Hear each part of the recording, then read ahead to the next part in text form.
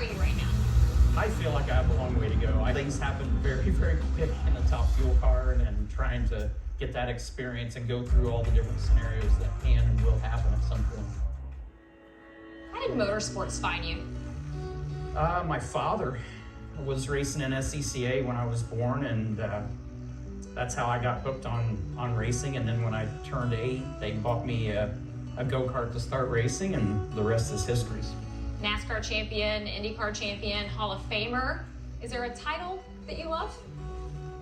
No, not necessarily. I mean, at some point you're going to stop all of it and you're going to reflect on everything that's behind you. But in the meantime, we're still working on the stuff ahead of us. As a new fan base meets you this weekend, what's something that we might have wrong about Tony Stewart? Well, I think if people watch YouTube too much, they have this impression in their mind that I like getting mad and upset and frustrated. I have a lot more fun playing pranks and having fun and laughing and carrying on. What do you feel is your greatest success? Honestly, at this point in my life, I think it was the moment I married my wife, Leah. I've had a great career in motorsports, but I tell everybody the Cliff Notes version of my life is marrying Leah. She was worth the wait. Why drag racing?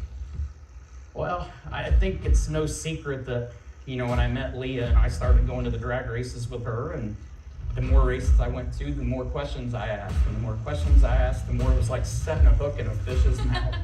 And I got addicted to it and sold on it. I've ran so many different types of cars and ran so many cars that people are like, he's not gonna do well in this. He won't figure this out. That drives me. How are you with the word GOAT? I think Ricky Carmichael carries that title way better. I've got to race with some great race car drivers, multiple forms of motorsports, but just to even be considered in that category is something to be really proud of. As we get to the finish line, your first win in the NHRA, what would your victory dance be? Leah will tell you I am not a dancer at all. My celebration is always get back to the team as quick as possible and have a beer with the guys. My favorite moment after a victory is being with those guys in that moment. And that is Walk 1,000 Feet with Tony Stewart. He is the only guy that's been able to officially dodge the dancing program. You gotta like the fact that there's no filter. What you see is what you get. He's a great fit for this sport. He's as real as it comes, as are these machines, and they are really in the staging lanes. And we are really live from Gainesville, and you really are going to watch the second round of Top Fuel when we come back.